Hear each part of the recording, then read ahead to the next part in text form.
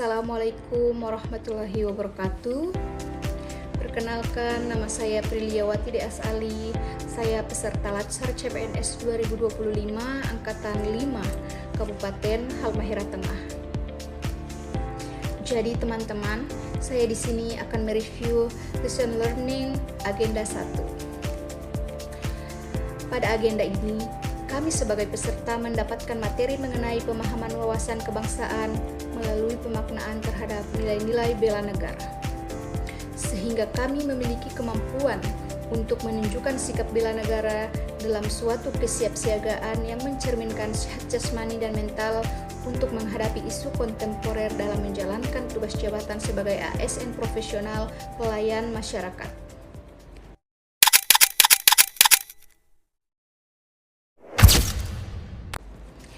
Yang pertama tentang wawasan kebangsaan dan nilai-nilai bela negara.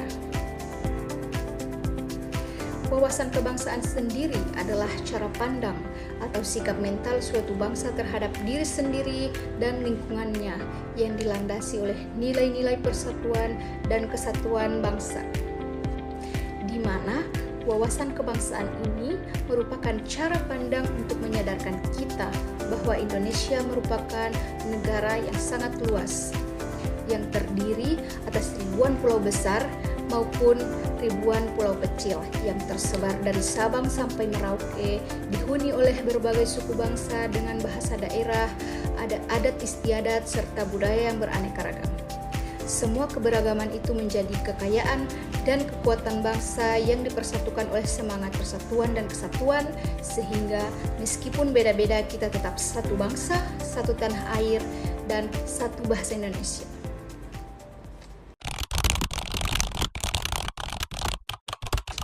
Kemudian yang kedua adalah nilai-nilai bela negara, yang artinya tekad sikap dan perilaku serta tindakan warga negara baik secara perorangan maupun kolektif dalam menjaga kedaulatan negara, keutuhan wilayah, dan keselamatan bangsa dan negara yang dijiwai oleh kecintaannya terhadap negara.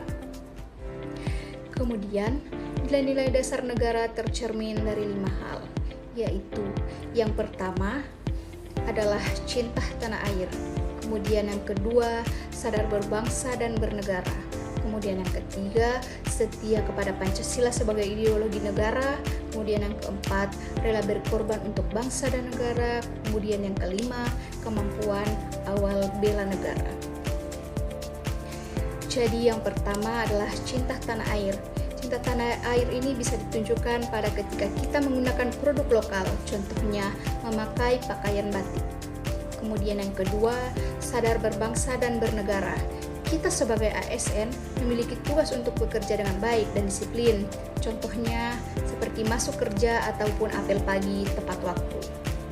Kemudian yang ketiga, setia kepada Pancasila sebagai ideologi negara.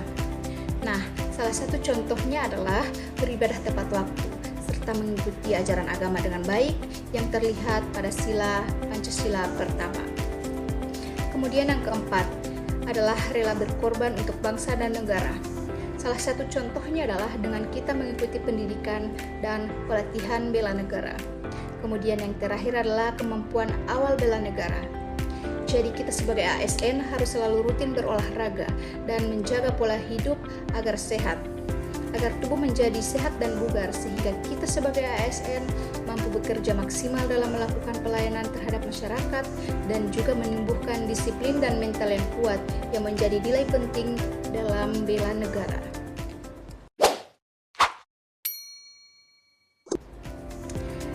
Nah, jadi untuk pembahasan selanjutnya adalah analisis isu kontemporer. Jadi, isu adalah salah satu hal yang terjadi, baik di dalam maupun di luar organisasi, yang apabila tidak dilayani secara baik akan memberikan efek negatif terhadap organisasi dan akan berlanjut pada tahap kritis.